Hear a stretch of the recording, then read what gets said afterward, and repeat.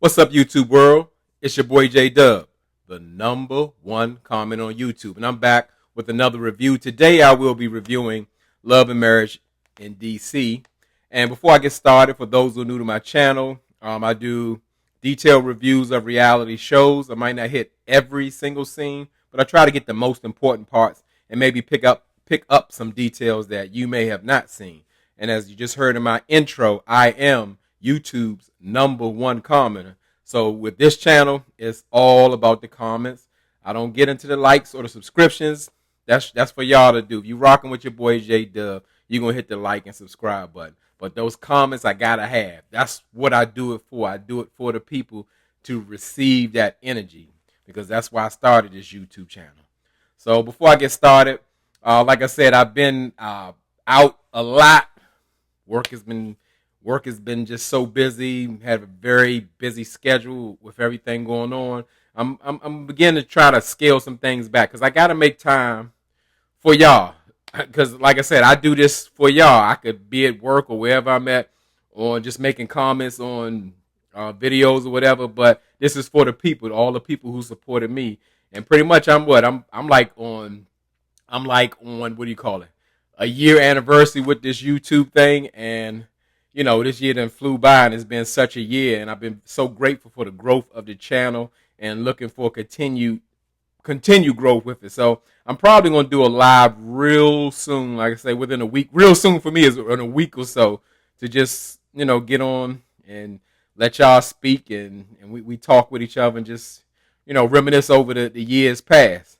So I'm going to do my best again with this new time. I'm going to collect and put more videos out because the people say they want to hear from me. I still ain't got to at what do you call it? Married at First Sight. And it's been a struggle because Married at First Sight is so long. I don't have the time.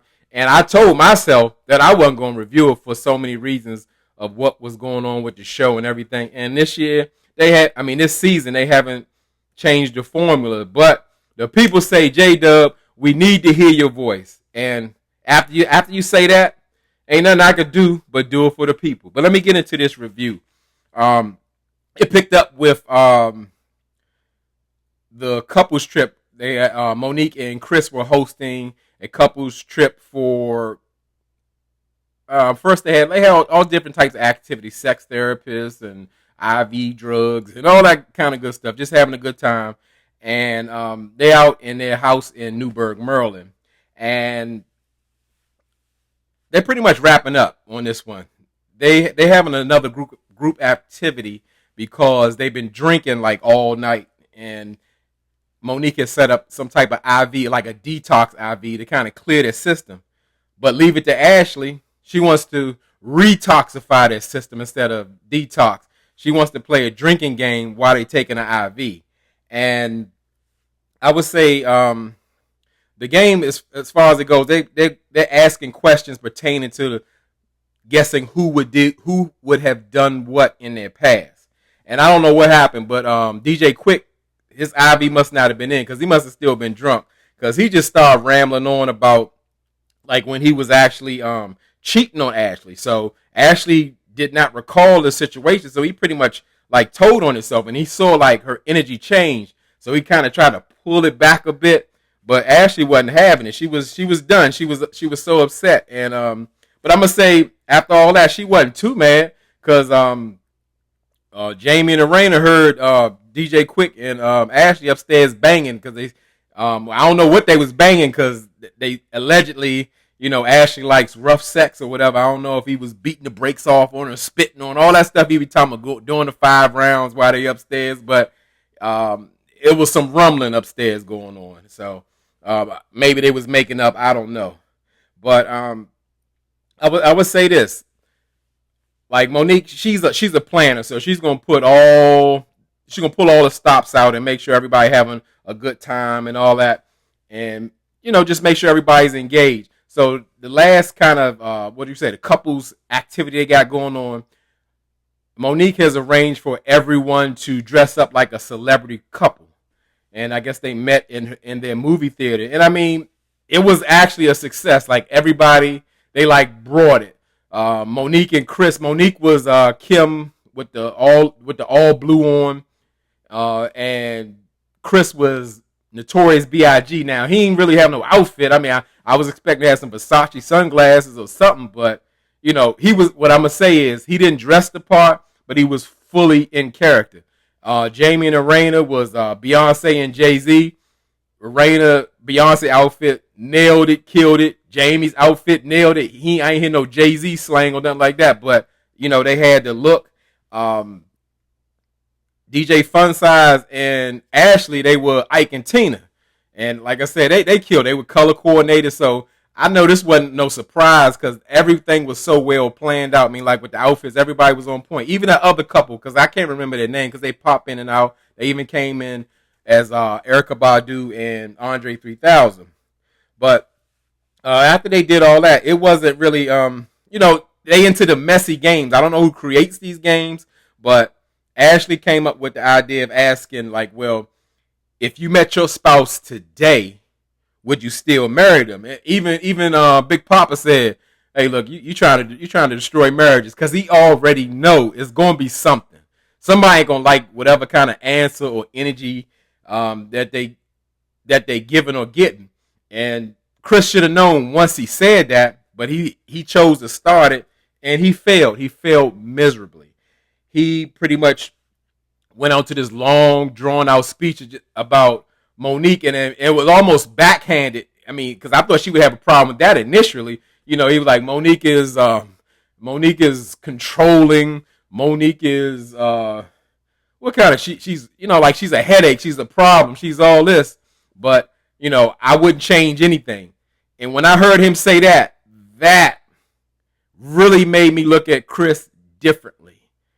Like just his mindset. You heard what you just said, all these things, but you would still choose your wife and would not have it another way. Now, no one is expecting perfection, but the characteristic he described, it doesn't sound like somebody you want to wife up or whatever. But not only that, he took it to another place and saying, well, I've only cared about another woman in my life, and Monique is way above that. And Monique was like, no, we don't want to hear that. We don't want to hear that. And I absolutely agree with Monique. Why are you going to compliment me by comparing me to one of your past loves or whatever? It could have been 16, 20 years ago, regardless, but you complimenting what we got going on.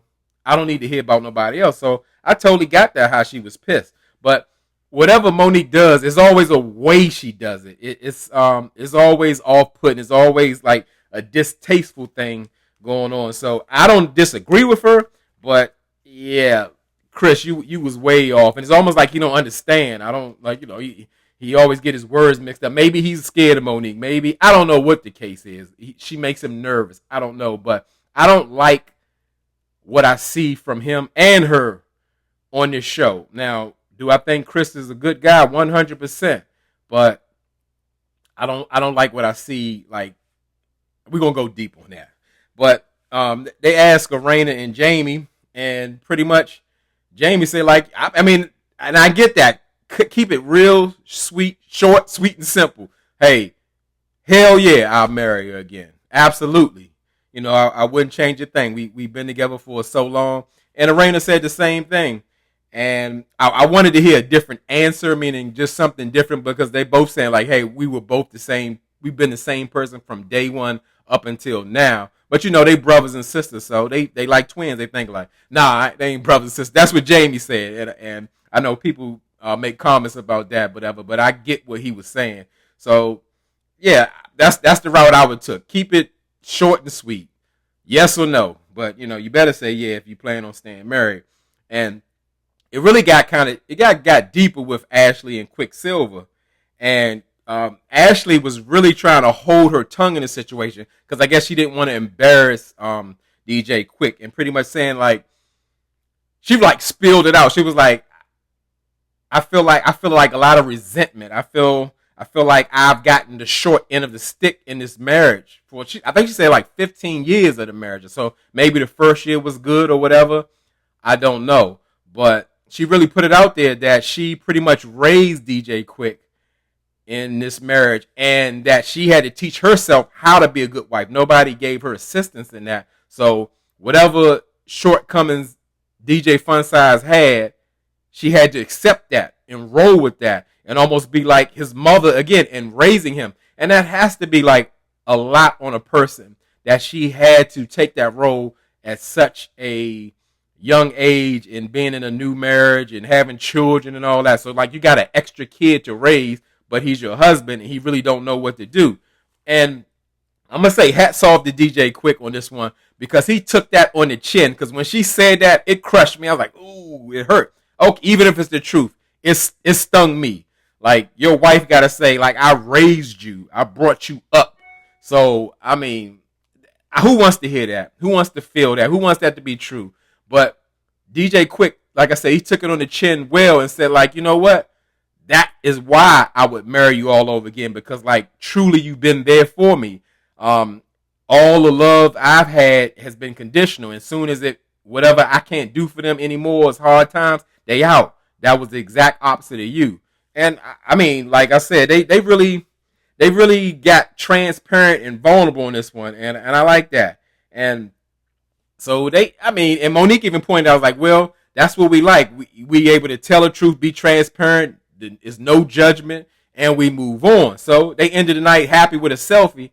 And Ashley was trying to take the selfie, and she told, I'm pointing this out for all the people who are always talking about the men and all that, to be fair. Ashley told DJ Quick to shut up, because he was trying to talk during the picture. So why would it be a double standard? Ashley telling DJ Quick to shut up, and if a husband said that, it'd be 100 comments. I love the comments, but I don't like the double standard. So I had to point that out. Ashley is not absolved of telling her husband to shut up if that's a problem. So I like the people to speak on that. Definitely get in the comments and let me hear what y'all got to say about that. So as far as the next scene, they're pretty much done with the couples trip, and we see the Samuels family, Chris and Monique, with their children. They're going to a horse farm or whatever because they love the animals. And I believe that, with Monique with her bird, and they got snakes and lizards and all that. And I love that, I wouldn't say I was a true animal person growing up, but I am now, and it does something to your household. It adds responsibility, but it's very enriching. So finally, somebody must listen to one of my videos. I ain't been getting the views like I supposed to be or normally get, but somebody must have heard me and said, I need to see another vehicle from Chris and Monique. I'm tired of looking at the Bentley, because like you can't drive the Bentley to a horse farm. You can, but it don't make no sense, especially when you're rich. I know people don't care about stuff like that. I do. I'm a huge car person, so that stuff matters to me. I've always been as a kid, all the way up until now. So they riding in the Mercedes-Benz GL or whatever. And it's funny, like, if you look at it, because I'm a car person, I pick up on all that. Like, most of the couples got like the same cars. Like I said, when it comes to like the success thing, it's like a uniform. So that's why I kind of things look alike. Like Raina and Jamie and DJ Quicksilver and Ashley got a Maserati. We learned that DJ Quicksilver and Ashley got the same GL that Chris and Monique got out. So it's a thing. It's really a thing. But they at the horse farm, showing the kids the horses or whatever. They taking riding lessons or what have you. And Chris and Monique sit down and they talking about the retreat. And I'm thinking, like, why did Chris bring this up? He could have found anything to talk about, but he was kind of bothered with the situation. Was saying, like, Monique, you wouldn't marry me again. And Monique was like really looking doubtful. And like from what I can see, it's a strong pattern where Chris is almost having to please or beg Monique for her affection or her attention or what have you. He has to like stay in her good graces, like he's walking on eggshells. And I really hate to see that. Now, don't get me wrong. There's nothing wrong with a husband wanting to be pleasing to his wife in any way. However, it looks very one-sided. You can always see Chris trying, or when he messes up, it's like he can't do right, or Monique is always complaining about what he don't do. And it's like, does he do anything right? I don't ever hear Monique say, you know what, it's something I could do better in this marriage or relationship. You don't hear a pattern of that. It's almost like Chris messed up again. Chris said the wrong thing. Chris, I'm waiting for Chris to do this. I'm waiting for Chris to do that. Like, no, that thing really gets to me because it's like she's beating down a good man, and that's crazy. Like, like I said, that's crazy. When I said in my last video, she comes off as very ungrateful. Like, she don't understand what is going on. Where, like, how she's gotten to where she is because of him. He's laid the foundation. He's allowed you to live this life and have these platforms and able to be on a radio show. If you wasn't Chris Samuel's wife, you wouldn't be on no radio show. Believe that. You wouldn't have never been on that other show, The Housewives of Potomac, because of him. Because now, she's always seemed to trying to get out of his shadow or whatever. Don't forget where you came from. Don't forget who put you there. But I get it. You want your own identity, but come on now. Who are you for real? So, yeah, that's all I got to say about that, because that situation bothers me. So we go to the next scene. And this next scene, I'm going to tell you, this is why, like, this is a formula. This show is a formula. Let's say it's based off of Love and Marriage Huntsville, but in a different area. But this scene I'm getting ready to talk about separates them all. That's why this show, it started off slow. Ain't no reality show realer than what's going on here. We see Arena and Jamie at home, and Arena's in the confessional, and she's pretty much saying that Lil Jamie knocked on their door, in their bedroom door, and let them know he got caught in the morning. And he's like, it ain't like stealing a cupcake out of 7-Eleven or something. These are serious charges. And I was like, whoa. I mean, like, that really blew me away. And I kind of, like, it really put things in perspective. This is like real life we watching, because this is like a thing, especially in this area, in the DC area. Like, a lot of our children get into real serious situations as young adults. And I don't know how old little Jamie is. He's in his 20s or what have you. But even still, like, those are the times, like, you almost have to really watch over them when they come in, like, out of their teens into their 20s, because they're making serious decisions that could affect their life. Yes, they're grown, but they need guidance more than ever. And I have to applaud Arena and Jamie in a whole bunch of ways in this situation, because, like, when I heard it, it blew me away. But then I was like, as a dad, I was like mad, like, why you ain't tell me? I was upset. Like, you gonna wait till the day of the court to tell me? But I didn't see any anger come from them. I don't know what happened behind the scenes, but they were totally in support, because in real life, your son got caught for serious charges in hours. What can you really do but help? And that's exactly what they were doing. And I really like to see that and how they handle it. And of course they were concerned. Of course they were worried, but they said they're not going to worry. They're going to pray and hope for the best and leave it at that and just be there for him. And I was just like really so glad to see that, because like that really took me. I'm like, you got to understand, in real life, that happens to a lot of people. Their grown children get in trouble, and they get into a position where like you can't even really help them. You just got to do the best to be there for them. And yeah, like that scene did something to me. And then Arena went that much deeper in saying that she had a situation when she was growing up. When she was growing up, her father was in jail like the whole time. And not only that, he was abusive to her mother. And the matter of fact, of course, besides all that happened, she was missing her father. And it was hurting her that her father was away in jail. And you got to understand, for us, let's say the children of the 80s and all that kind of stuff, in DC, crime was an economy. When I say an economy, many people lived off the street lifestyle in real life.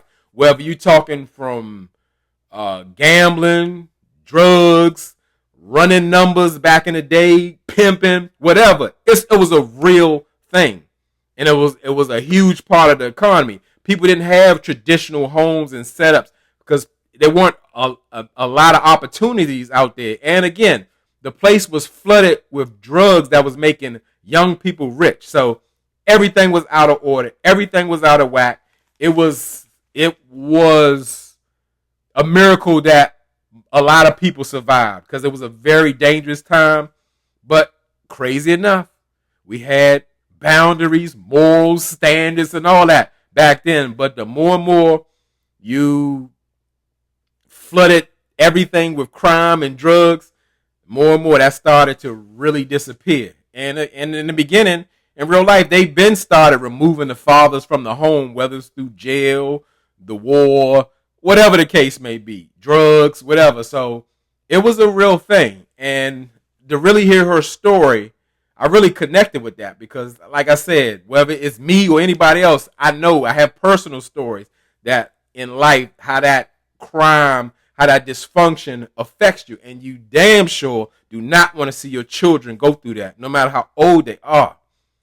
You want them to skip that part. You want them to skip that I can't even say it, but generational curse. You know, you don't want to see that, hey, my father was in jail. I don't want to see my son in jail. I know what that's like. I don't want that life for him. So, I mean, that was a big thing. Like I said, that's why I said, where this show differs from all of them. I mean, they really get real here.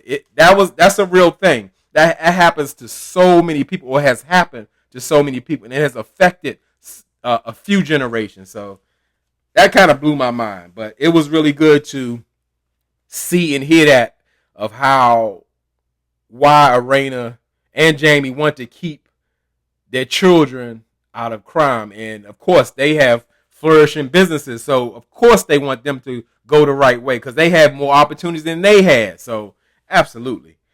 I would say Lil Jamie did one thing right. He got a paid lawyer.